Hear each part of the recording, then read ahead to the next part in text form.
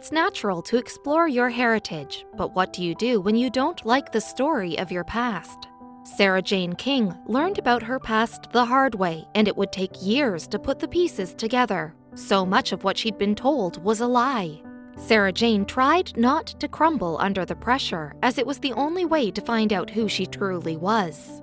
For as long as she could remember, Sarah Jane knew she didn't belong. Her adoptive parents were upfront about the fact that she was adopted in 1980, though that was fairly obvious given that she was a black girl raised by two white parents. Growing up as one of the few black people in a white middle-class town in Surrey, England, Sarah Jane struggled to feel at home. The otherness she naturally felt was made worse by how people around her treated her, never letting her forget that she was different. Some would stare from afar and judge, while others would invade her privacy, touching her hair without permission. All these daily attacks led the young girl to the unfortunate philosophy that being black was a bad thing to be. She withdrew and began to fantasize about the life she could have had.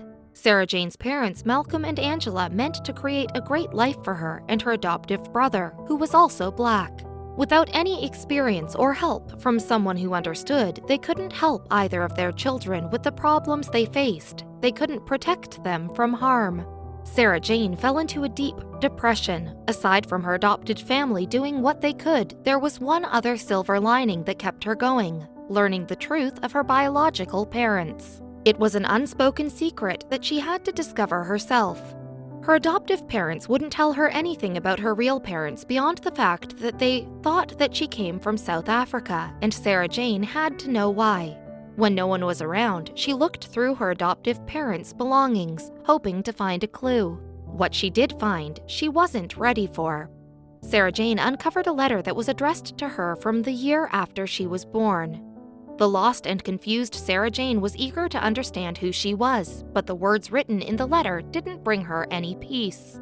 It was written by her biological mother, who explained the whole story of where Sarah Jane came from and why she was adopted. Her story began not too far from where Sarah Jane was living, in a university in England. Sarah Jane's birth mother was attending university where she met the love of her life, a white man from South Africa. She fell deeply in love with him, to the point that she took a big leap and moved to South Africa when he had to leave the UK. She thought she'd be happy. She was wrong. The English woman found that her life with her new husband was not what she had hoped it would be, but she found comfort in the embrace of another man, one who was black.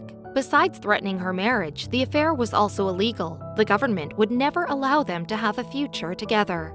At this time in history, South Africa was under apartheid, enforcing segregationist policies that were racist against any non-white citizens. Sarah Jane's mother and her husband were fine since they were both white, but the man she had an affair with was black.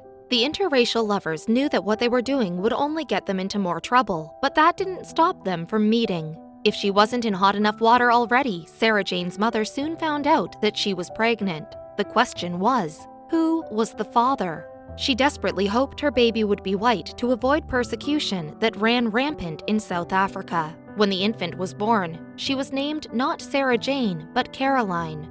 Her skin was the more acceptable ivory tone, but that would soon change. The newborn skin began to darken, revealing the truth about her parentage. Her mother's husband was furious, of course, but the couple and their doctor devised a plan to give away the baby to a family far from South Africa. Luckily, they found a family right away back in England. Sarah Jane was distraught to learn about the tragic story. The girl felt more rejected than ever before, hurt that her own mother wanted to get rid of her. Apparently, the callous woman even told her friends and family that her baby had died. The truth was too much for Sarah Jane to bear, and so she spiraled into an even worse state. At the age of 13, Sarah Jane overdosed and for the next 13 years continued to struggle with her mental health issues. She recalled, "I felt this feeling of how dreadful must one be as a person, that the one person on earth who is supposed to love you and care for you and nurture you no matter what, was able to do what my biological mother had done, which was to give away her child." In spite of that pain, she soldiered on. Sarah Jane made it to university studying law. Around this time, she took the dive and reached out to her birth mom. She wasn't trying to build a relationship, but she did want to know as much as she could.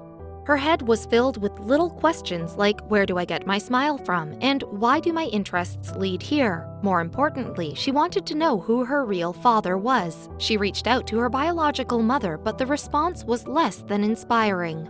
A letter was sent back to Sarah Jane from her mom stating, "You're the worst mistake I ever made. Do not contact me again." It was another heartbreaking moment, but Sarah Jane would not back down and wanted answers. Who was her real father? Her birth mother responded back again saying she'd answer any questions, but that would be it. That's all that Sarah Jane wanted, and when she received information on her medical history and her father, the pieces of her life started to gradually fall into place. Finding her father would be no easy feat, but she was out to reclaim her identity. She had the courts erase Caroline from her birth certificate and changed her name to Sarah Jane for good. When she traveled to her original home country of South Africa, she felt reborn. It hit her. I've been here before, and I belong.